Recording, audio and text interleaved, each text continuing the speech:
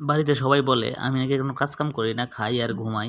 তাই আজকে কোদাল হাতে নিয়ে বের হয়ে আসছি বাড়ি থেকে কাজ করার জন্য। মূলত বাজারে কিছুদিন আগে সবজির প্রচুর দাম ছিল, তখন তরকারি কেনাই দুষ্কর হয়ে গেছিল। আলু 60 টাকা কেজি ছিল। তো ওই সময় তরকারি কিনতে যাই আমি, আমার পকেট ফাঁকা হয়ে গেছিল। তখনই চিন্তা ভাবনা করলাম যে কিছু একটা করতে হবে, নয়তো সবসময় তরকারি কিনে খাওয়ার মতো অবস্থা আমাদের থাকবে না। তাই যেই ভাবা সেই কাজ, 30টা কচুর চারা কিনে নিয়ে আসছি। মূলত এই জায়গাটা আমার বাড়ির পাশেই, সবসময় জঙ্গলে ভরপুর থাকে। ওই জঙ্গলই পরিষ্কার করে এখানে 30টা কচুর চারা লাগাইছিলাম। এখন আবার দেখি সেই জায়গাটা আবার জঙ্গলে ভরে গেছে, আমার কচু গাছ দেখাই যাচ্ছে না জঙ্গলের কারণে। তো ওই জঙ্গল পরিষ্কার করার জন্যই আসছি। এত পরিমাণ আগাছা জন্মাতে পারে যে আমাদের এই বাড়ির পাশগুলাতে, এগুলো নিধন করাই দুষ্কর হয়ে যায়। মাঝে মধ্যে তো জঙ্গলে ভরপুর হয়ে থাকে, শেয়ালের আড্ডা হয়ে যায় এই জায়গাটা। তবে যদিও আমি পরে করতে চাইছিলাম যে পরিষ্কার একটু আরও কয়েকদিন পরে করব, কিন্তু বাড়ির কথার চাপে চলে আসছি। সারাক্ষণ শুধু কানের কাছে যায়, ভ্যান ভ্যান করে, কাম কাজ করে না, খায় আর ঘুমায়। তাই মূলত আজকেই চলে আসছি, জায়গাটা পরিষ্কার করব তারপরেই ছাড়বো।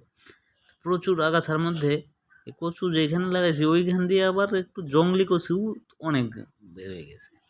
তো কোনটা কচু আর কোনটি জংলি কচু এটা খুঁজে বের করাই মুশকিল হয়ে যাচ্ছিল।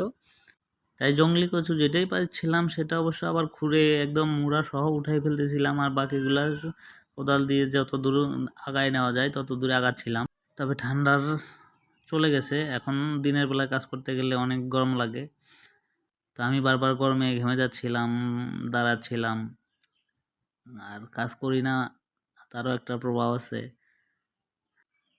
তো আস্তে ধীরে আমি কাজ করতে আগাচ্ছিলাম, কাজ করে জঙ্গল পরিষ্কার শেষ করেই তারপরে এই বাড়িতে যাব, ওই জিত নিয়েই কাজ করছিলাম। অবশ্য জায়গা খুব একটা বেশি না, 30টা প্রচুর গাছ লাগাইছি, কতটুকু জায়গা হতে পারে সেটা আপনারাই ভালো জানেন।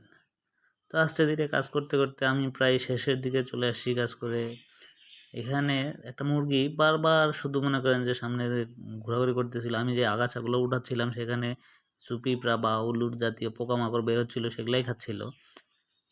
তো অবশ্য কিছু কচু গাছ আমার অনেক বড় হয়েছে, আবার কিছু কচু গাছ ছোটই আছে। আসলে সার পানি খুব একটা দেওয়া হয় নাই, তাই এই অবস্থায় আছে। চিন্তা করতেছি আগাছা পরিষ্কার হয়ে গেলে সার আর পানি দিয়ে দিব। তো ফাইনালি আমার কাজ শেষের দিকে, একদম পুরো কচু ক্ষেত আগাছা মুক্ত করতে পারলাম। তো এতক্ষণ আমার ভিডিওটা দেখার জন্য আপনাদেরকে অনেক অনেক ধন্যবাদ ও সবার প্রতি ভালোবাসা রইল। ধন্যবাদ।